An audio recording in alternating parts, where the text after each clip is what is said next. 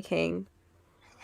Yeah, it's just really interesting, right? Because it's like nobody remembers, like, yeah, homophobia was like pretty fucking rampant before gay marriage was legal. It's almost like if it weren't so vile, and if I didn't, if I wasn't in some ways affected by it as a bisexual woman, and if I didn't have friends that were, more affected by it, I would think that it was fucking hilarious how, like, afraid of gay people, like actually afraid, not just like afraid of being seen or perceived as in any way like feminine or gay. It's objectively funny, like now at least. Yeah, I just remember like the little things about that type of stuff, like being like overly friendly with other guys was like what are you doing? Yeah. Why are you? It's like I want to have friends. Yeah, like that's something that's so genuinely sad, like because there is, there is. I used to get like so excited to hang out with one of my friends. His name was like Tyler. I would hang out with him after class was over with, because it was like the 6th grade, and he'd be with his mom, and I'd be walking with him, with his mom, and we would just chat, and we would like talk about stuff and vibe or whatever. And his mom called my mom, say that like I'm like all over his son, trying to kiss him or something. I'm like, I'm just conversing with him. That's really fucking sad. Like, that's really sad. Yeah, like I remember shit like that. I'm like, man, like, bro, you have friends? I was like, that's sort of nobody seems to remember all that shit that used to be done. We don't ever talk about it. It's like, oh, it's erased from history. Yeah, and all those people now, they act like we were perfectly accepting, because in their mind they were, because like we've talked about this on this show before, a lot of like my parents' generation, our parents' generation, everybody who's here, they kind of had this attitude of like, it's okay to be gay, but God, wouldn't it make your life harder? It'd be easier if you were just straight. Right. Like the whole like you can be gay, just don't put it in my face. You can be gay, just not to me, like that kind of shit. I had that conversation as well before Kennedy, because my mom had suspicions of me. And because I broke up with my girlfriend 2 weeks after I had been with her, and it was because I was getting peer pressured to break up with her because she was overweight. Yeah. And wow. Kids are awful some days. Yeah. And my mother was like asking me if I was gay, and then she would like say like, you're not white, so like that's like a negative, right? And then also being gay, that's like a couple more negatives, and you get judged that way. And she was telling me about that, but the fact that your family told you that, I'm like, dog, what? The worst thing that I ever did was come out as bisexual to my dad in the middle of an argument. Yes. I remember the whole gay agenda argument. Oh yeah. Yeah, that was a thing. That was definitely a thing. It's still a thing. Like, like now it's just like I think it's more vague. It's like Holly. I don't know. I think that even though people are like rabid bigots, like you can't be bigoted in name. You have to like hint at it. And so like just people like the Hollywood shit, like Hollywood, or like what do people say, like San Francisco politics, like shit like that. Like there's all like these weird like anti-gay like dog whistles that like, again, like if homophobia wasn't awful, it would be funny, because people are like rabidly terrified of just like people existing. Yeah. Well, this is like the issue with civility politics in a nutshell. By the way, civility politics is not about you calling random people on the street the fuck word or things like that. This is what civility politics is actually about. Civility politics like has this whole issue where this is like the actual issue with it is that it allows people to talk about things in a fucked up way using special language that makes anything you say okay. Right. And this is a lot more important than people swearing on the TV. This is really undermines like political movements. It undermines like acceptance movements. And it also allows people to get away with really fucked up shit. And of course, you'll see this in like the world stage when world leaders come out and they obviously know something about what they're being asked about. And they just like, well, I'm still trying to get all the answers or something like that. And it just lets them say whatever they want. And like the bigots are also really good at this. And in fact, they have mastered this to the extent that they have this whole series of dog whistles. And something that I've tried to warn people about repeatedly, and not that it matters much now, but about Trump's speech was that his weird broken way of speaking is dog whistle speech. Right? Mm-hmm. Like, that's what it's about. He's leaving you to fill in the gaps, whistlers. Like, that's the special thing. And I think like people are just starting to realize this after the insurrection.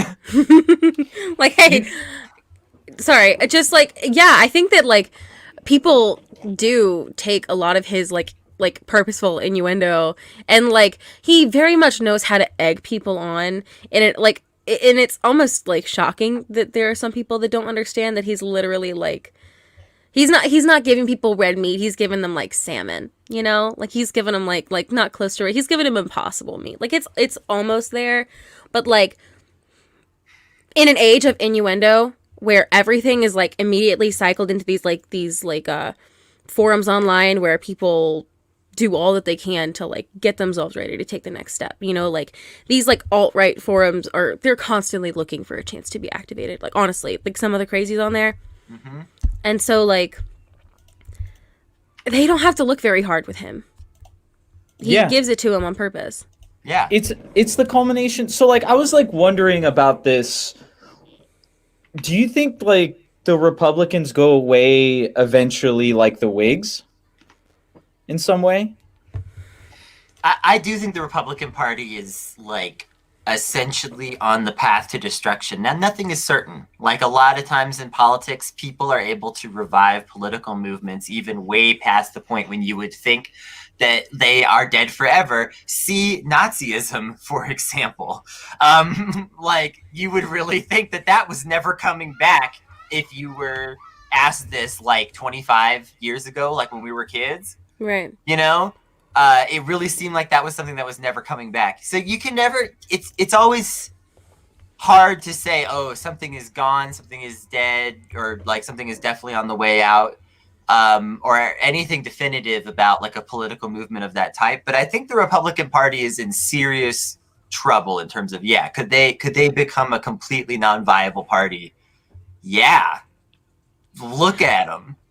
Where do you go from here? Like, because like, if I'm not gonna give props to the Democrats, but I'm just gonna say this, right? Republicans only have two different ways of moving from here, right? It's the Trump way, right? Like let's do Trump style stuff, which they no longer can do because as the videos keep emerging, right? Like we saw a video just got released today, Anatomy of the Capitol Hill riot, and it was like showing all the stuff leading up to that event, the insurrection. But that was just that day. Like that was a 5-hour fucking rally. Right. Like you had 5 hours of people on stage just keep telling you this election was stolen. We have to do something about it. The Democrats, they're evil. They're going to steal this election from you. You know, do you want to do it now or do you want to wait till 2024 when I can get reelected again? And just egging them on constantly. And it was like I was reading up on that wonderful Twitter thread.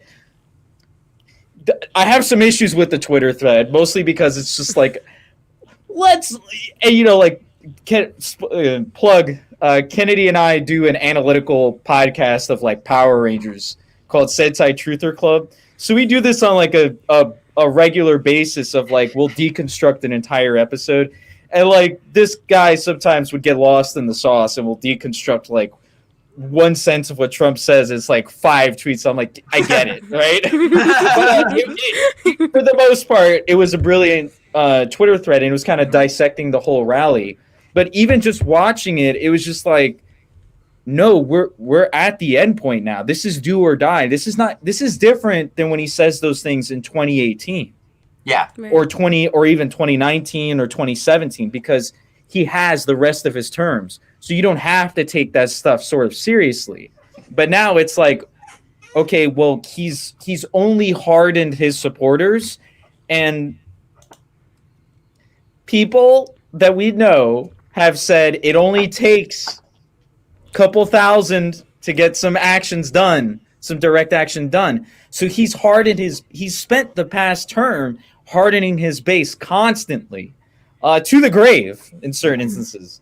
So now he's got a bunch of like hardened people who are able to just be like subvert democracy entirely. Let's just let Trump lead us into whatever this new America would be, which, as we know, fascism is the end of imagination. And to these people, the end of imagination stops at Donald J. Trump's America.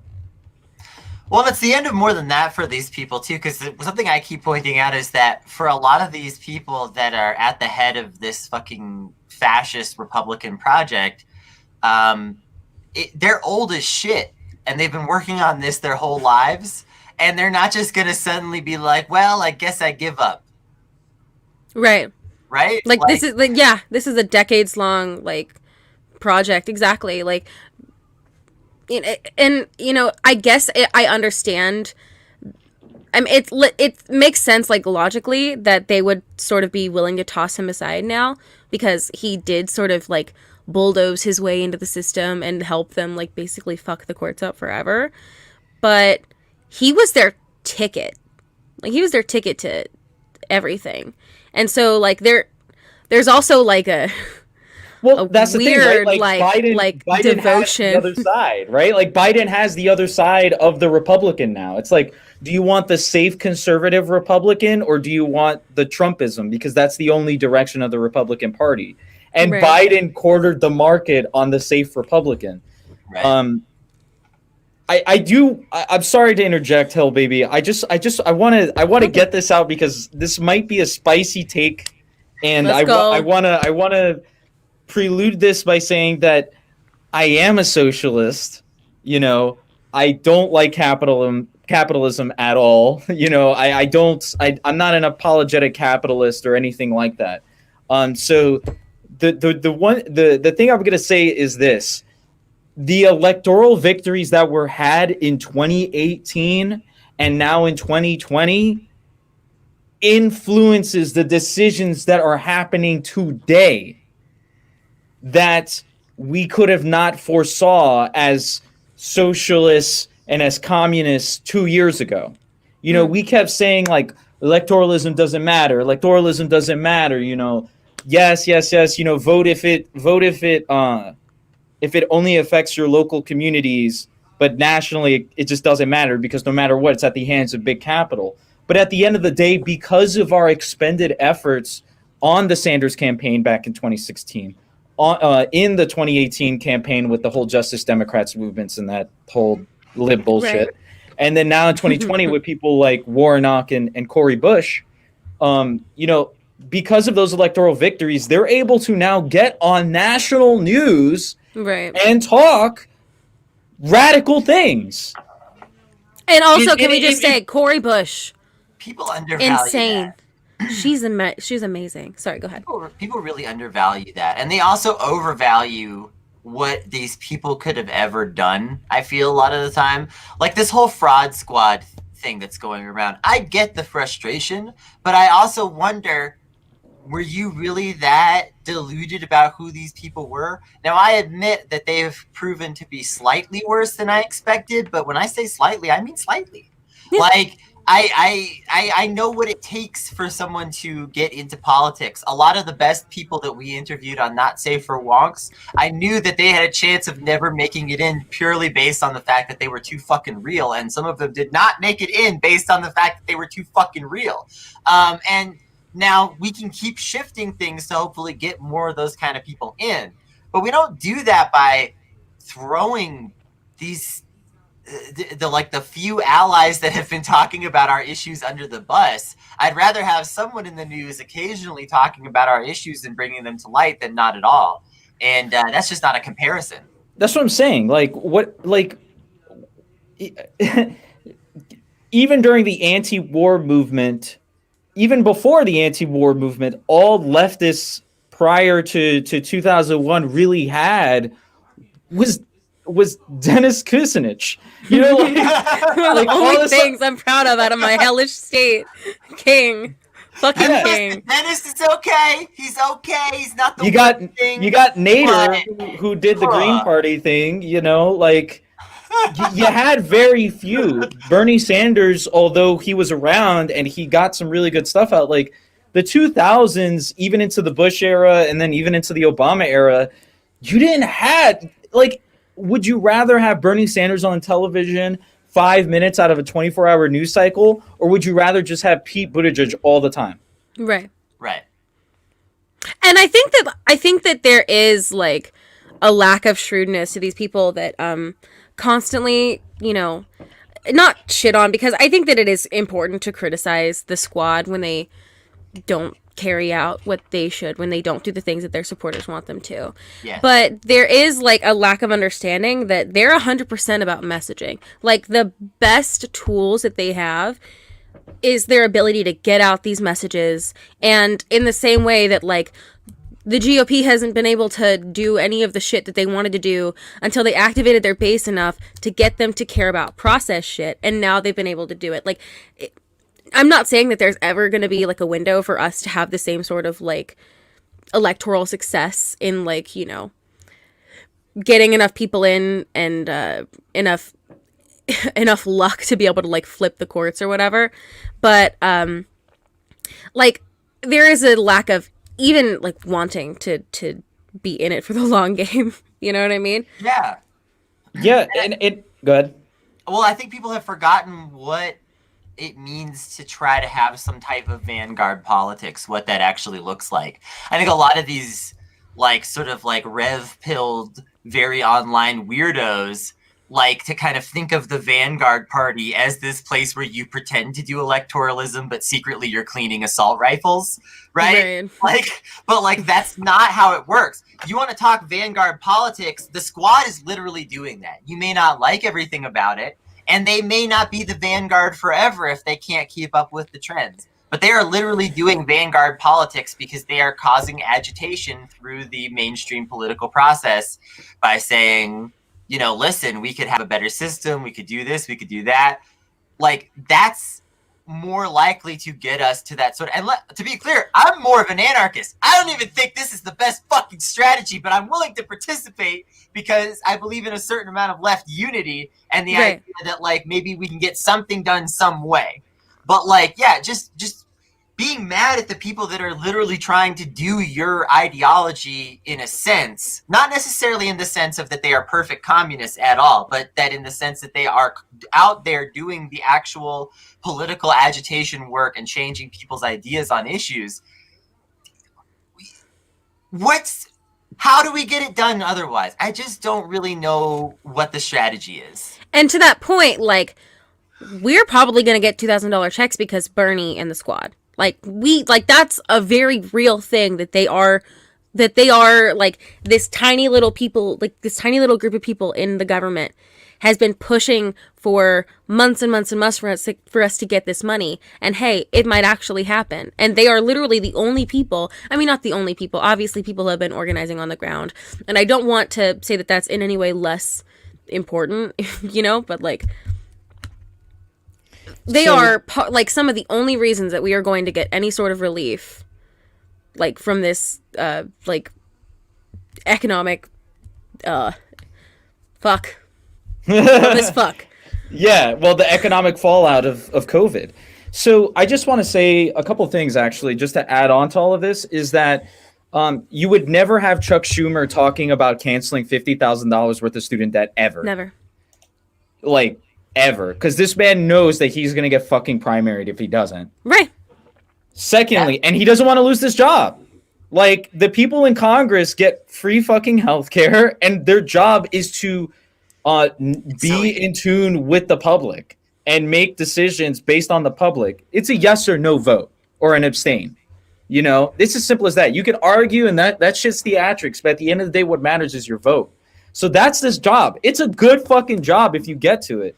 Right. If you're in tune with the public. If not, you might have an insurrection on your hands. Right. And that's, to that point, like, they gotta be afraid now. Like, they're probably gonna be getting out a $2,000 check. Not, that makes me sound like I'm in support of what happened. And obviously, like, terrorist attack, it was bad. Right? But, like, they're probably pretty scared right now. And they're probably pretty eager to get some money in people's hands so that everyone, you know, buys their goodies off of Amazon and is happy and stays the fuck inside. Because that's what anybody with half of a brain would do. Right. You know? And like my another thing to add on to this too is that Bernie Sanders is now in control of the budget. And fucking hell yeah. Bernie Sanders' argument, he did some uncut gems type shit on live television with Anderson Cooper. Because he had to explain to Anderson Cooper, do you remember the midterms in 2010?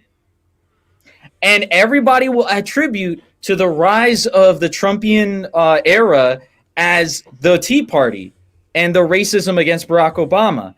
And Barack Obama's inaction during the 2008 economic crisis. So, because Bernie Sanders can use that tactic, he doesn't even have to explain and go over, oh, well, you know, you don't have to worry, like, I believe in democratic socialism. You don't even, first of all, like, that's not even really a fucking problem anymore, as evidenced, right? Because Warnock got elected. And that man was running against being a Marxist, communist, Castro supporter, and like all this other things, which props, dude, for hosting Castro in the church. But yeah, you know what I'm saying? Like, all this stuff has already been used. It doesn't fucking work anymore. And basically all the right has is the hardened conspiracy base, Trumpian conspiracy base, and culture wars, which they're losing again now too, because their culture wars is driving them to the grave. Like, you know, we're talking about the insurrection and shit. The main driver of change here is COVID-19 and Capitol's reaction to COVID-19. Right. We're at a pace now of like 4,000 deaths daily. That's over a 9/11 daily, and like 0.1%, 0.1, like. I know that sounds minuscule, but 0.1% of the entire United States of America's population is dead from COVID-19. They're gone.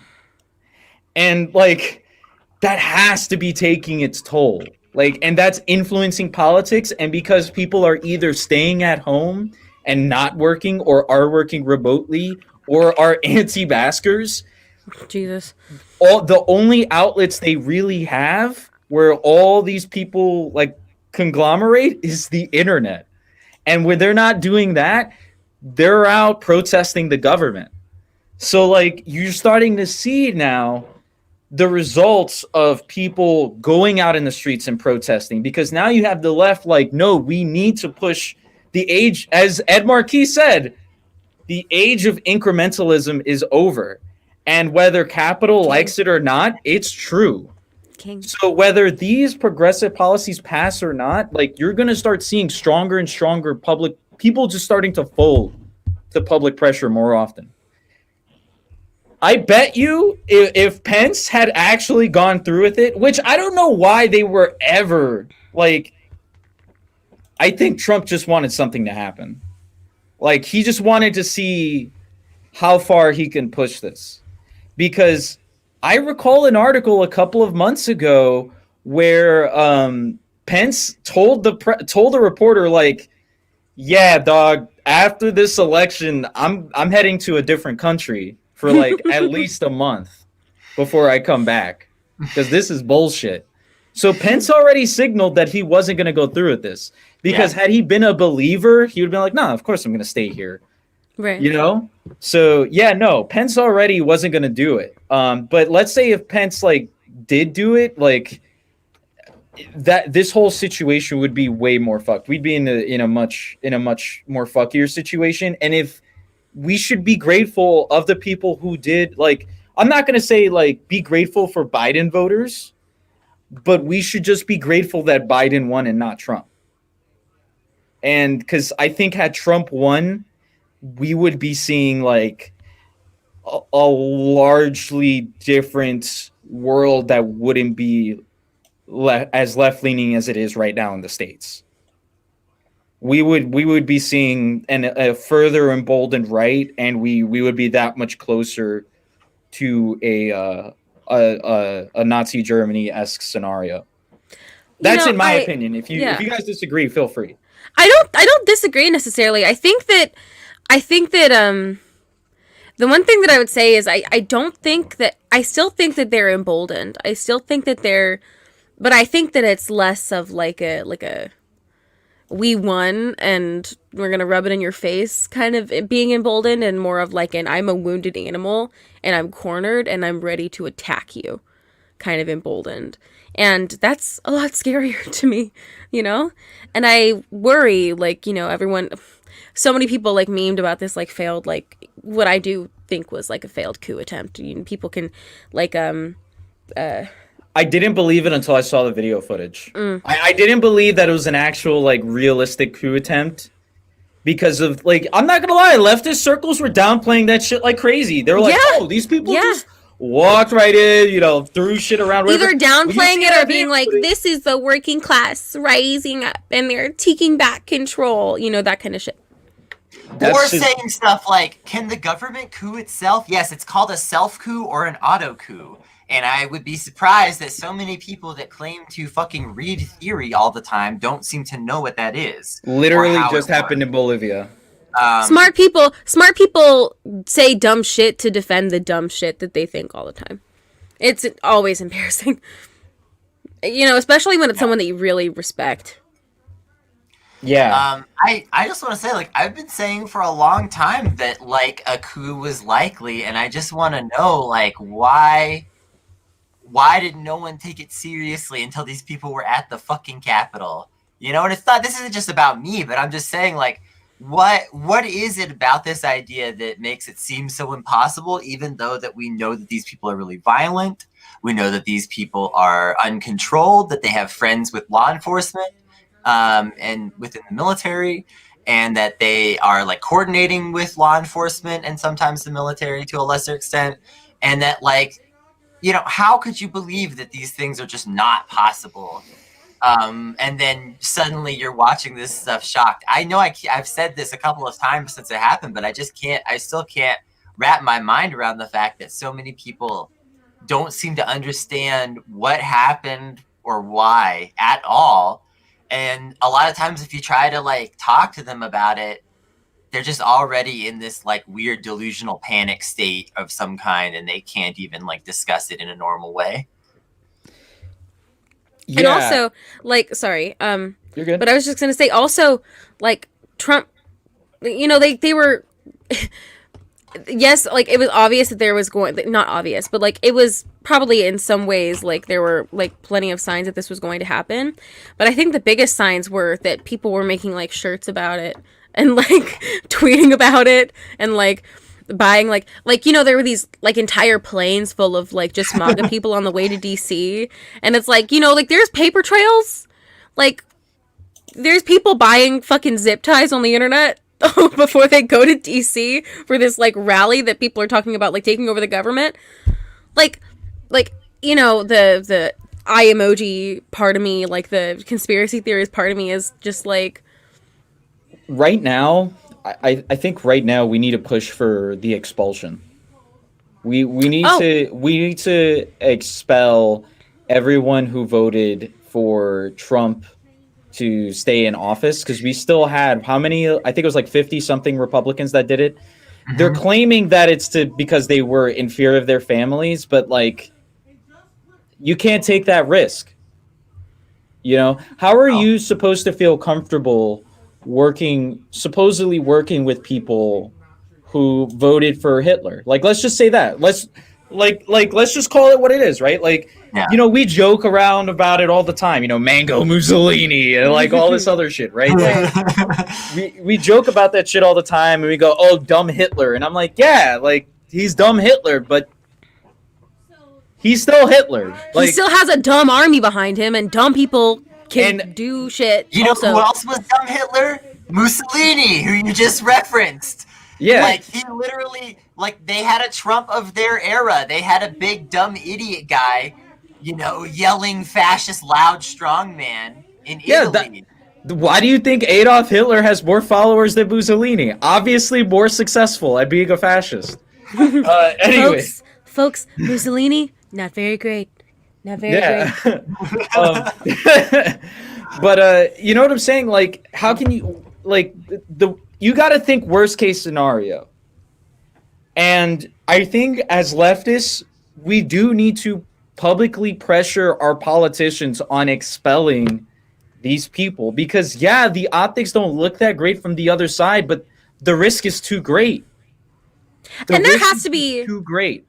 There has to be some sort of finality to this era, I think, or else this like mass delusion that half of the country is under is just going to continue. Like, there has to be a serious, like, people have to start facing consequences for this shit. We have to start making, I don't want to say making people pay because that sounds like I'm like doing TOS. I don't mean in Minecraft. I mean, like, we have to get people who are in power and who are doing things to liberal democracy. We hem and haw about it. It's not great, but it's a whole lot better than like fascist autocracy. And like, I like being able to vote. I like that. I like being able to talk about communism on the internet, you know? And I like my friends not being dead. So that's a big thing too. I think that I think that we have to stop the madness. Like, I know that I sound like I want to go back to brunch or something, but like, it's a delusion that's killing a lot of people. The problem, if we don't actually like take stances against this stuff, is everyone has fucking goldfish brain, and will just in a few weeks act like this whole thing wasn't a big deal. And in a few years, Trump will be like on SNL again. And sorry for interrupting. I'm sorry. Yeah, we definitely got to make sure it's accountable now. There's no like bigger thing, and I think the thing is that the media, there's more video footage. Like, I'm telling you guys, like, the internet is playing the biggest role now, especially since everybody's home. But like, I just want to remind people, like, Ilhan Omar, when the force to vote thing was happening, Ilhan Omar actually took the force to vote side initially and was like going to introduce legislation to actually get the vote on Medicare for all on the floor. So like, and force the vote wasn't even like an organized effort really. So like, these people are being publicly minded, so we can actually get accountability now. We just got to make sure we're not doing this infighting bullshit, because like a lot of our drama, and like I don't mean to like go off, but it's like a lot of our Twitter drama is mostly just centered around like, you know, this person doesn't know what organizing means, like, you know, and all this other stuff, and that's great, but like in this case, like, we really need to be organized and focused and being like, every single senator that went on record saying that this was a stolen election and calling for this stuff, gone. Yeah. Like, they need to be expelled right now. That's the compromise. I say all the senators that voted for Donald Trump in general, whatever, need to just be expelled. But every single senator that was saying that this was a rigged election and, you know, was in support of this, gone. Period. Any sort of rhetoric alluding to that? Well, and the thing, and I want to try to talk about this while being as least divisive as possible to try to most emphasize my point, is that it seems really interesting that the minute that the left has political power in America for the first time, that suddenly there are people like, oh, we need to purity test this leftist movement and tear it apart. It's not working. For the most part, it's not that effective. But I have seen people really that I did not expect to go at each other's throats over this force the vote thing, go at each other's throats. I had followers that followed me for a long time that, came at my head because I didn't 100% agree with them on force the vote. And to be clear, I was semi in favor of force the vote and called some reps. So, like, y'all can fuck off. Just 100%. But anyway, it seems really interesting to me that it's like, okay, here we are in this situation where the left is finally getting a little bit of political power that we can exercise. And I think there have been some really remarkable examples of that. Probably the best one of all being Ed Markey, and the fact that the left said, listen, we'll help you keep that seat from the corporate Democrats, but you got to play our game now. And Ed Markey said yes and has had to play our game. That's because Ed Markey started off like that, and he's like, yeah, actually now is the like he did some self-crit. Props to Ed Markey. Yes. King again, king. He's a king. I do want to interject and just say one thing real quick. Yeah, go on. Because I don't mean to steal the show from either of the Kennedys. Maybe you could replace the band. The live Kennedys. I just want to interject and say there was that Biden tweet that said, "This is not America," and you had fucking libs from all different colors just going, "This is America, wake up!" Like, and then like you even had that moment where you started suddenly in the year of 2020 and the year of our Lord 2021, you had reporters starting to play hardball, like, "Oh, Biden, do you support $2,000 checks?" And Biden's like, "Yeah, I support $2,000 checks," and then gets the fuck out of there because he knows. He knows the minute he takes up like, "Oh, I support $600 checks or $12 checks," he knows that's the losing position. Right. And like, I'm not the expert on what happened in Georgia, obviously, but what I did see was someone who might not have won start screaming about how people should get $2,000 checks, and then he won. John Ossoff. That people want money, surprisingly. Yeah, legit. If Ossoff didn't say that, or the Democrats didn't say that, Ossoff would have lost that fucking seat. Warnock would have won, but Perdue would have won that seat. That's literally it. Ossoff killed his campaign early. I don't understand why politicians don't just like obviously go for the most popular things on record. Yeah. Because like look at all these politicians that go for the obvious things on record and then like still maintain their seat to power. Yeah. Even though they vote the opposite way.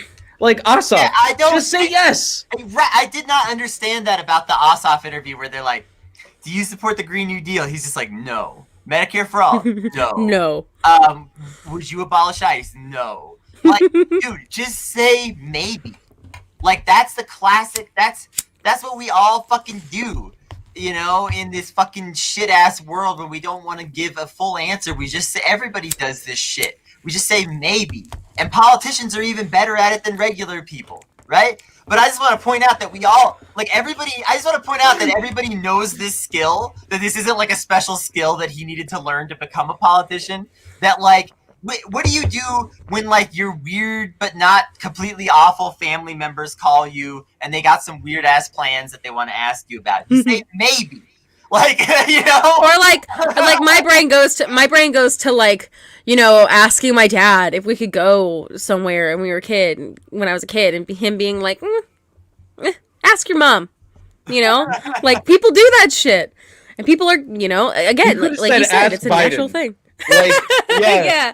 He could have said, ask Biden, and then like, oh, Biden, what Green New Deal, like flip it back on Biden. The thing is, if you just say maybe, that gives us the hope because, yes, we know that you're probably lying to us, but at least we know that we have a chance to try to move you on that issue. If you say no, we know that the chances of moving you on that issue are way smaller or are going to take a lot longer. And so it just kills the hope that a lot of people have that you're going to do anything progressive. I truly, truly believe that if Ossoff had not gone for the fucking $2,000 checks, it'd be over for him. Oh, 100%. 100%. And the thing about Ossoff is that he's another end of imagination type guy, but he's the lib version, you know? So, like, he can't really, like, just based off of his tweets, Ed Marquis been talking about 2K for the longest fucking time. Kamala Harris put out a 2K plan since May. Ossoff can't imagine beyond $1,200 checks until $2,000 checks come into the public eye. You know what I'm saying? So, like, it's clear he doesn't really have political tactics yet. But, like, the one thing I do want to mention, too, is that Warnock's victory, Cori Bush's victory, the squad getting reelected pretty handedly, you know, all these victories all around for the progressive left means that they can't really use the progressive left not winning tactics. Like, we got Jamal Bowman, Cori Bush, like, all these people now are elected. In unexpected races in particular. Mm-hmm. Yeah. Unexpected races. It was nobody with a corporate fucking platform. Nobody with a sellout fucking centrist platform got the dub in an unexpected race. Right. Whereas, where did we win unexpected races? Shit, we flipped the fucking Senate in Georgia, you dumbasses. And what did we do it with? It wasn't with fucking moderate shit. The guy who almost lost is the guy who was too moderate, Ossoff. Right. Yeah. And the beauty about public platforms is that, like, these people are willing to go on the network, talk their game, and then if they get cut off, they just use that as free publicity on Twitter. It's a win-win-win. It just keeps going because it just keeps adding to their repertoire. God. Yeah. Warnock is so based. Like, he's based. He might not turn out to be as based as he seems. Yes. I gotta say. On Twitter being like, Warnock is going to surprise us and be a secret communist. And I was like, nope, that's not going to happen. It's possible. There's a reason that, there's a reason that the DCC's headhunted him, you know? Like, they headhunted him because they knew he was safe enough. Now, say what you will about maybe the people that chose him didn't know quite enough about how left he might be in some respects, or that they were just okay with it and wanted to try the strategy. Maybe someone at, you know, Georgia Democratic headquarters is smart enough to have said, let's put Warnock and Ossoff both up and see which one performs better. You know, like they may have even been making those kind of calls behind the scenes. That said, he's not secretly going to turn out to be Fidel. Yeah. No, no, he's not that based. But is he going to be like one of the best we've gotten in so far in terms of, especially what we've been talking about this whole time, changing the political conversation, which is the best thing these people can do? Right. Yes. Holy shit, yes. Warnock is going to really help us to fucking change the way people talk about this important stuff. Yeah. Also, obvious point, but important point. It does matter that a black man was elected to the Senate in Georgia. Yeah. It matters a whole hell of a lot. Like I don't want to be like a, you know, the furthest thing from an identity reductionist or whatever, but that's a win even if he turns out to be like a decent progressive, like a Pramila Jayapal kind of progressive, you know what I mean? Like even if he's like a Warren kind of guy, like, I'll take it. Yeah. Yeah. I mean, again, because at the end of the day, this electoral stuff is not the like winning moves of the game. This is just like trying to keep our heads above water type shit for the most part.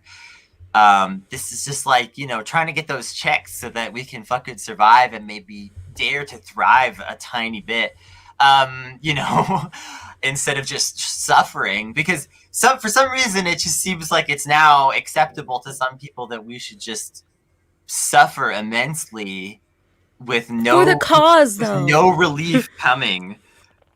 Speaking of relief, how much relief do you think we're going to get in the next 6 months? Let's actually take a 60-second break, and when we come back, we'll talk about stimmies. All right. Let's go. Let's go.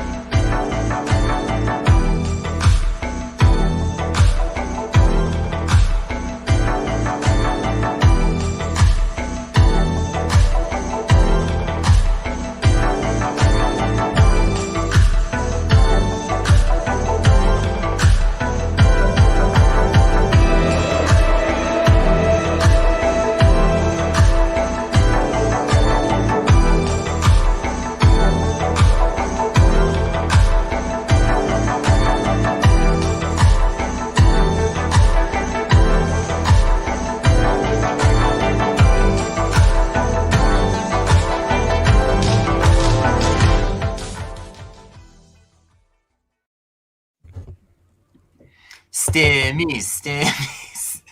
Let's go. Wait, I have something for this. Hold on. Where is it? Stimmies. Stimmies.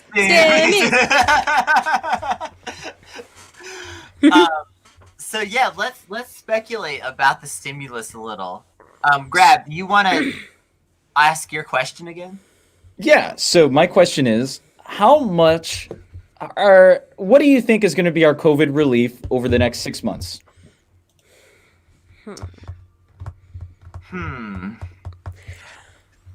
I think that we'll get maybe. I really think that we'll get like one check, and then maybe 2 or 3 months later, another check. I'm hoping I'm wrong, but that's where I'm at right now. Yeah, I'm kind of pessimistic in agreeing on this, honestly. Like, I think we'll get one 2K check right after Joe Biden takes office as a big show of like, look, guys, we did it. Joe Biden's the president. The Senate is blue. The House has been blue. We're not sure why that hasn't been doing more. We'll get into that later. Look, guys, we did it. And especially because they know that this is an issue that everybody really cares about, that has been pushed by Lindsey Graham with the 2K support. Yeah, it's reached the point where there's just too much support for it. They're gonna look like assholes if they don't send out the 2K. Are they gonna do it again? No. In my opinion, what's gonna happen after that is that Biden's gonna be pushing the narrative that, look, we're getting this COVID thing under control. Vaccines are rolling out, schools are reopening, and the deaths per day will be barely lower than it is now. Right. Yeah. I mean, I really do think that what's coming, as soon as I guess I'm hoping that we get a second check, but I do think that you're probably right that we're only going to get one check. I think it's just going to be like austerity. I think that people are going to I think they're probably going to associate like the Trump era with like too much spending, and now it's time to buckle our belts and Right. The big excuse is going to be that we have to fix things after Trump, that there's all these problems that we have to fix, and yet none of them will be getting fixed. Right. In reality, our lives will suck more. But I think he'll try, but I don't think it's going to get far. I don't think he's going to even try on most things at this point. I think that, basically, if he's going to try on anything, it will be healthcare. And it won't be for Medicare for all, but he will push for healthcare expansion. And that's probably where he's going to put his nose to the grind, is we got to expand Obamacare. That's my guess anyway. Right. But we might see a public option. I think that's definitely possible in the next 2 years. I think it kind of has to be at this point, because we're going to come up on I think we're going to reach 0.2% of the population dead. And unfortunately, I think this COVID-19 crisis is actually going to head into 2022, because I'm not even on the vaccine schedule for me in my state. I don't get a vaccine. I don't get offered a vaccine until Q3. Same. Well, I might be able to qualify sooner because of my health problems, but that's a whole hoops jumping process that, thank you means testing. I don't even know what to fucking say. Anyway. Yeah, so I'm not going to get to Q3, and the fact that it's a 2-dose shot and there's all this hoopla around the vaccine as well, this crisis is going to last until 2022. So we're going to see 0.2. I think probably by the end of this, we'll probably see 0.3, which is a very scary thought, just in general. But I think that is going to happen, so I'm kind of pessimistic about that. I think we'll definitely see a public option happen. I think public option will definitely happen. Green New Deal is obviously where we want to go, and even further, right? We want to push hey, dental, vision, I kind of need my mouth disease and all that other shit taken care of too. And I need glasses, right, to see. Mm-hmm. That's a pretty important part of life. Outside of which Medicare Advantage takes partial care of. in certain instances. But hey, it'd be great if we all had that, huh? So I think that's definitely within the realm of possibility. I think just in terms of like plain economic stimulus, right? The exciting stuff that we get to spend our money on in this capitalism. Yeah. Yay! I think for sure we're getting the $2,000 checks like ASAP. I think that's just a guarantee, right? I think past that we might get another check in the next 6 months, but I think we can put enough public pressure on where like we can be like, do this monthly. Like I'm gonna put like 100 ballpark chances, 100% chance we're getting one check, 80% chance we're getting two checks, and like I would probably put like a coin flip on like getting it monthly. I would put like maybe 16% chance that we get it like backtracked to like when the pandemic started. But I'd be considering that like the people who would qualify for these checks are most of them are dead. I would hope that it would be great if I just got a lump sum check of 10 grand all of a sudden. Right? Yeah. What would you guys do with, let's just say if we get one check and then let's bump it up to two checks. What would you guys do with that money?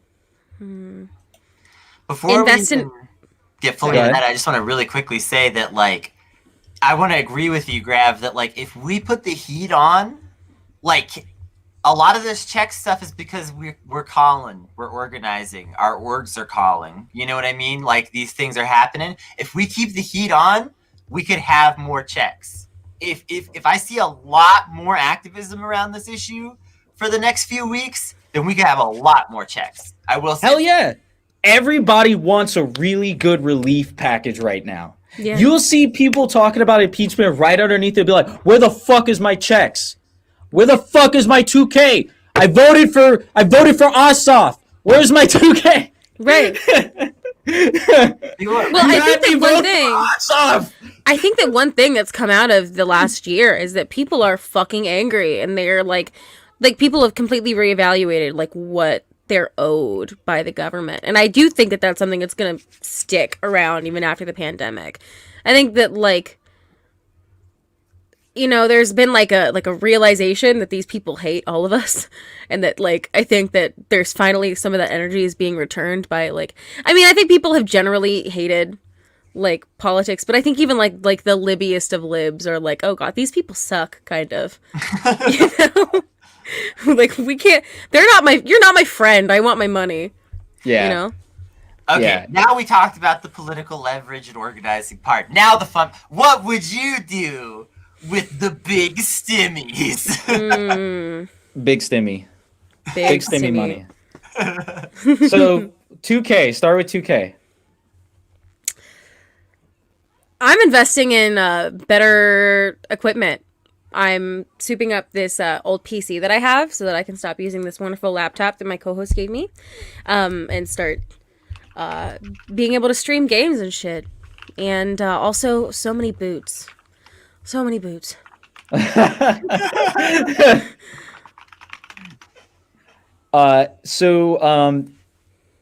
have the benefit of being married, so we're going to get 4K.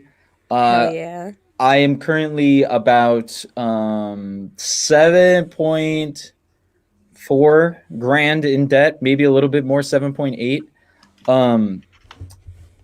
4K of that is 4 to 4.5K of that is managed. So I've pay a monthly. I'm on a monthly plan, and I pay it off in 3 years. I'm on the second year.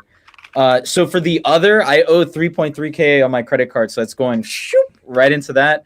And then the rest of the money is going to saving up for an RV, which that would be where the rest of the economic stimulus money is going towards. But I can't wait, because as soon as I pay off that credit card debt, refinance my car, lower the monthly bills, I'm going to be racking up that money, get an RV, drive all the way up to New Mexico, meet up with Kennedy. We'll start our grift ranch. Be living the life.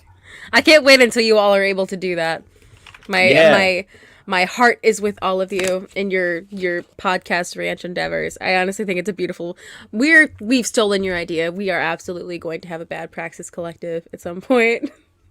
It's time to bring back the fucking communes, you know? Listen, I said earlier I was willing to engage in all this Vanguard electoralism stuff as left unity and left compromise. Y'all need to compromise back, tankies, and fucking get on the commune train with us anarchists. I'm in. As a fellow Stalin apologist. I just want to say, for me personally, some big stimmies would be a huge thing for my life. I talk a lot about the struggles of being poor, and one of the things that I'm struggling with right now is the fact that my car is very much on its, like, not quite its last legs, but like it can't go too much farther. And also, it can't go much farther without more maintenance than the damn thing is worth. So I really need to, like, swap vehicles probably.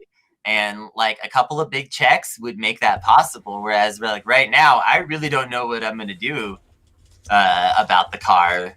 And, like, if it dies, you know, we'll just take public transit, which we already do partially now. But it's not going to be great for me. So that's where my head's at. Like, this could bring some real serious relief if they sent, like, 2 or 4K to my household. Right.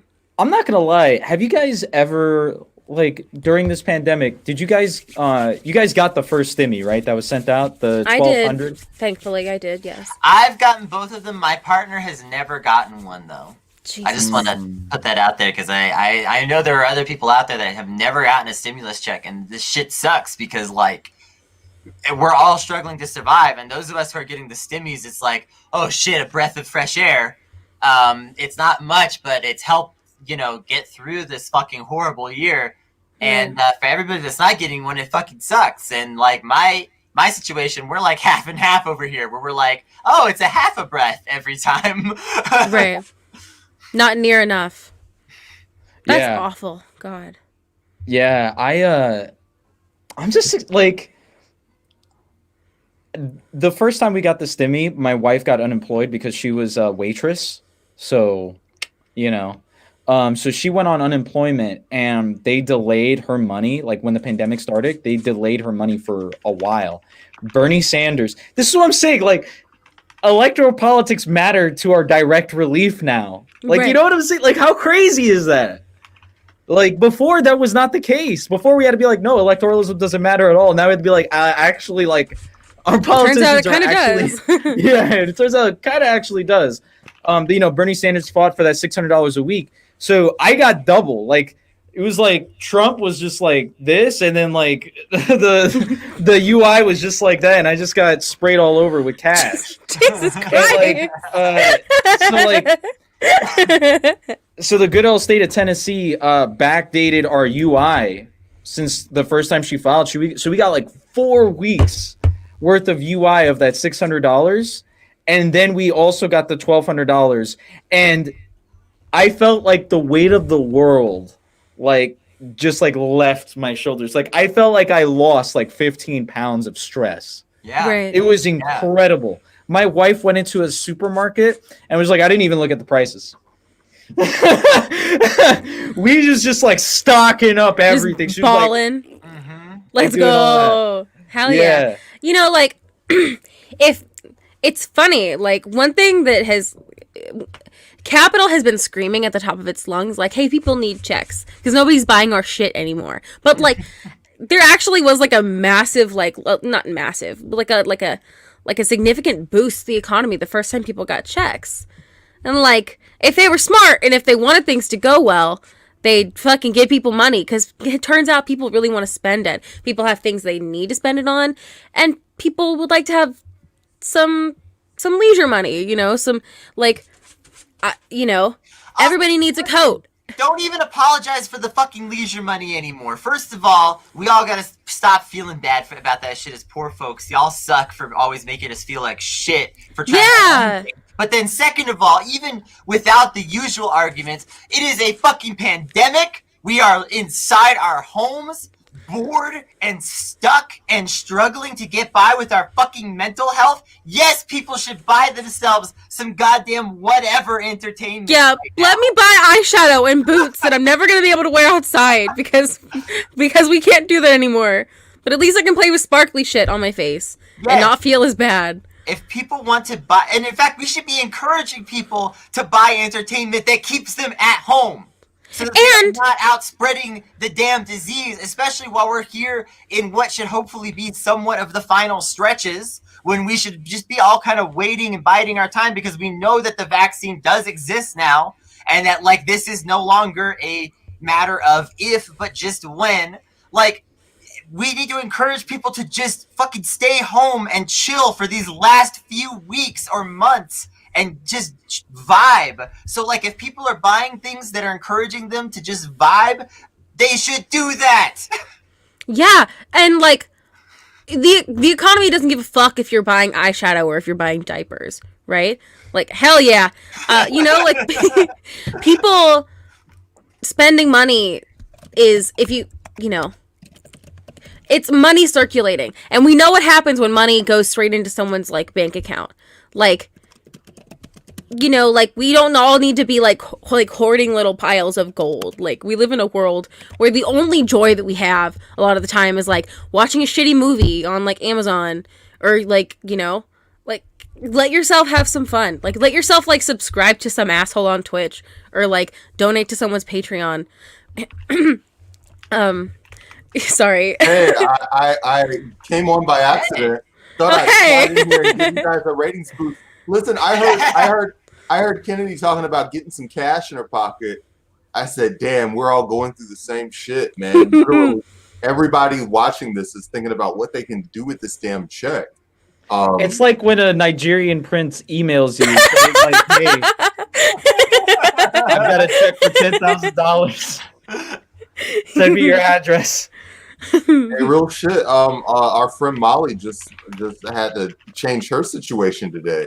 So literally everybody kind of needs it to get through the month, man. Everybody's fucking down a few points this time of year. Yeah. I did notice one thing though. There's a lot less anti-masking. Like, I'm noticing a lot more people that even when they do walk around without their masks where I work at, they're like this. You know? So I'm pretty grateful that, like, hey, I'm less at risk now, thank God, because before it was just like 70 people in a lobby chatting it up. God have mercy. Yeah. I don't know why people don't think this shit is serious. I had it. It sucked. The whole time it sucked. And I had an incredibly mild case, and guess what? It sucked. And I'm still not all the way better. Like, and it was over a month ago at this point that I got sick. So like, people are treating this like it's, you know, like, even the more mild strains that are like spreading like wildfire right now, they can kill people, and they have killed people, and hell yeah. You know, so I just don't understand like the logic behind, and like, I know healthcare workers that don't think this shit is as serious as it is. Yeah. My mom is a nurse, and she didn't even know that like that COVID could be spread by somebody that doesn't have symptoms. Like there's so much misinformation that I guess the more that I think about it, I'm not shocked that people are so like dumb about it. But you know what I think is mad cool though, that like a lot of these jobs, or not a lot of these jobs, sorry, a lot of these like types of businesses are gone now. Like, that's fucking crazy. Movie theaters gone. What is it? Stand-up comedy gone. Like, bars gone. Yeah, like live music and shit. Too many of our friends are in the comedy and bar and stand-up comedy business and live events and all that shit. Yeah. And I got literally my job. I was running live events, and everybody had to stop doing that, obviously. Yeah, that's crazy. Yeah. Yeah, but like, now that all that's gone though, I kind of, the live events thing I think is suffering, because like, I actually love live events. I'm a big proponent of like going to like live events and experiencing things with like other people like that. But I think all that stuff is going to exist in other countries that have taken care of COVID-19 better. But because we're so shocked by the system, I think culturally that stuff's not going to come back in big waves in the United States. It might pop up here and there, but it's going to be a long time before that stuff ever comes back. And even then, I don't even think it's worth it. Like, how bad do you want to go to the movies? Like, it's so easy to spend.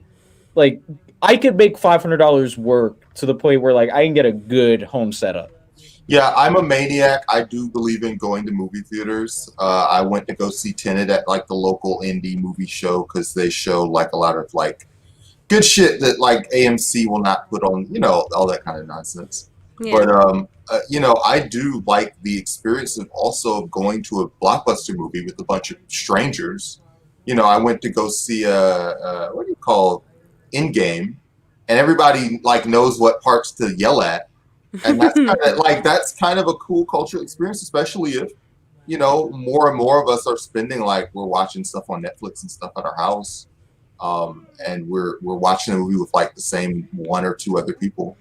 So yeah, I like communal experiences. I don't want to get COVID and die from them though. Man. So it's just gonna have a dampering effect just by default. Yeah, I agree with Brandon. Sorry, I was just gonna say, take me back to 2007 and the time that I saw Twilight in theaters. Please God, that's all I want. Take me back. So experience, my theater experience with Twilight is Breaking Dawn. I think it is the last book. I only saw that. I only saw the last book. So funny. I was dying in the movie theater. I was laughing shocked. So fucking hard. That plot was ridiculous. It's so good. I am a Twilight defender. I will defend Twilight. I know it's Mormon propaganda. I know Stephanie Meyer's weird, but I love it. I want to be. Never mind. I don't want to be a vampire because that sucks. But that sucks. But you and Ren start a caucus. Hell yes. I will say I've had some good experiences in movie theaters, but I think it's cool now that like lots of people, and me and my friends do this a lot now, are just like getting together with their friends online and like screening stuff in effect, you know. I got 2 recliners and a big TV in my living room. My wife and I set up there if we want the movie experience with the boys, just hook it up. Bam, right there. You guys can hear us as we react and all that other stuff. And it's like we're in the movie theater. Hell yeah. That's not so bad, really. I will say this, though. I don't know what's going to happen in my state because people here are so weird about it because it's never been as bad. Like, New Mexico is like the 2nd or 3rd best state ranked in like most lists for like COVID response. You guys are very libertarian, right? Like it's a very leave me alone kind of state. Yeah. So how'd that work out? That's the thing is it's been weird because like we had this really good response that's kept COVID from being so bad. And in part because it's not been so bad, those weirdo libertarian responses have been even louder because they're like, look, this isn't a big deal. What's everyone fucking freaking out about? And it's like, it's not a big deal because we're staying home. Like, right. Go look at Arizona right next door. They're begging to send people to our hospitals, right. You know? And, like, we're having to, in some cases, tell them, no, you can't fucking flood our hospitals with 10,000 Arizonan patients or whatever over the next 6 weeks. Like, where's your Terra Venture passport? So, yeah, I don't know what the fuck's going to happen with people here because a lot of people here are now just getting into weirdo libertarian, like, COVID truther type shit where they're like, listen, this wasn't that bad. The government was way too authoritarian. And I'm just like, look, the government takes every fucking opportunity to be authoritarian and sell shit out to their corporate friends. This is not unusual. I would rather that they do it and maybe save my life in the process this time. Right. And just do it and always screw me over every time because they're going to do it either way. Libertarians always say that the government should be only there for defense. Tell them it's defense. It's defense. I'll be right back. We're going to run to the little streamer's room. You're good. Love it. Brandon, what are you going to do? Brandon, what are you going to do when you get your stimmies? Let's just say, right now, our current situation is we're definitely going to get 2K. So what are you going to do with the 2K? Yeah. And if we got 4K between now and 6 months from now, what would you do with that? Well, as a Capricorn, I've already meticulously budgeted this theoretical 2K before I've even gotten it in my hand. Did you play sports bets? No, I didn't. I didn't. Listen, the last time that I was seriously tempted to bet, I wanted to bet on the Miami Heat. Just as underdogs, I was like, hey, they're giving a lot of money for betting on the Heat. Maybe I should, slide in there and root for the underdog. I'm so glad because I would have just flush that money down the damn toilet. They got obliterated.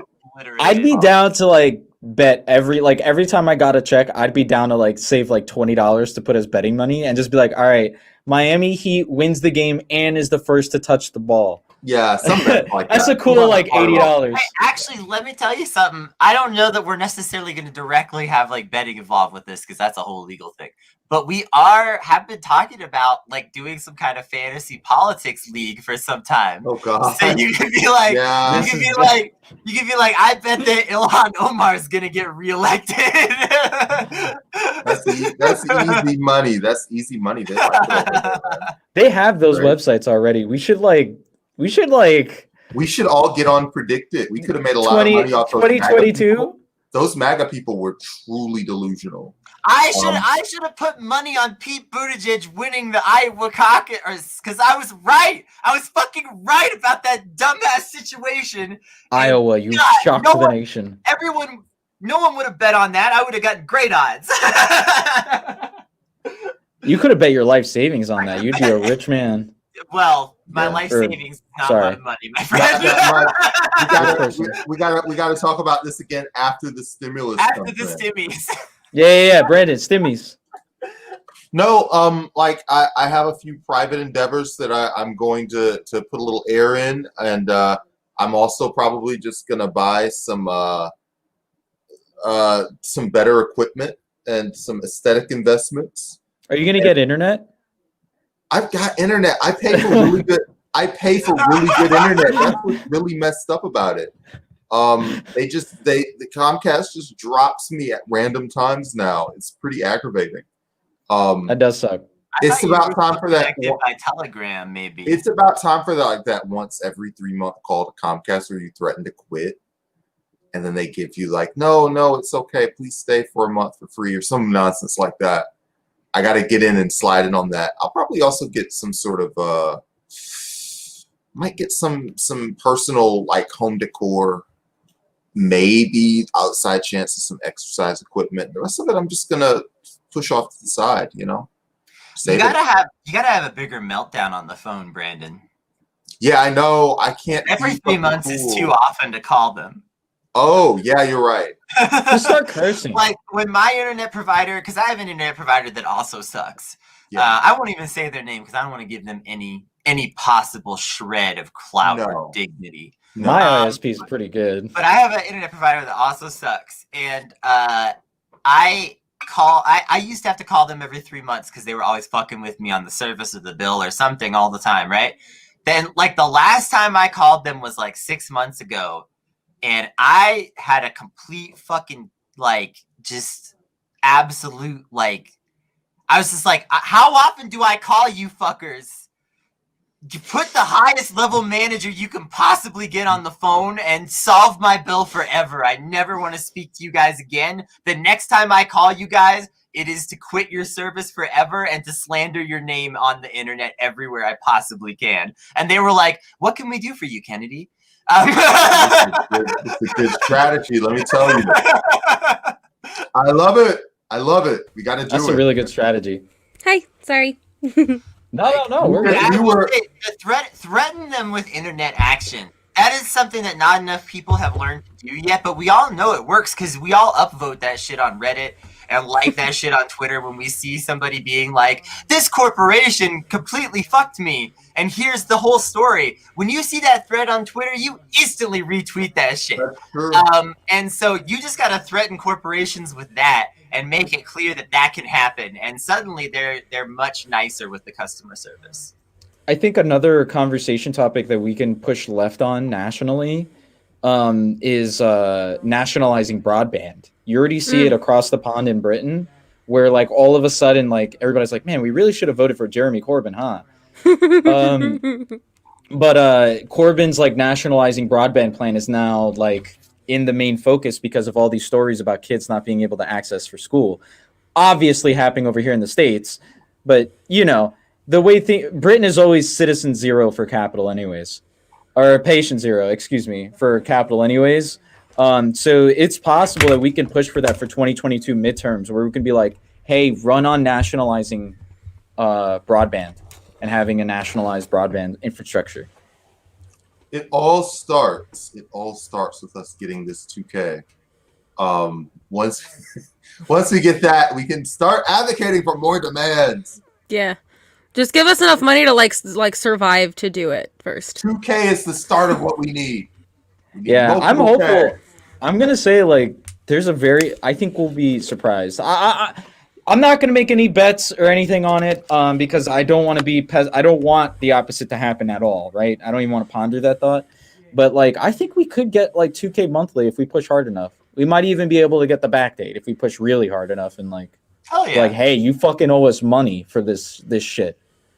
Listen, it's more possible now than it was before. We know that we have certain people in the government that we can apply pressure to try to help make this happen in a way that we did not under the Trump admin.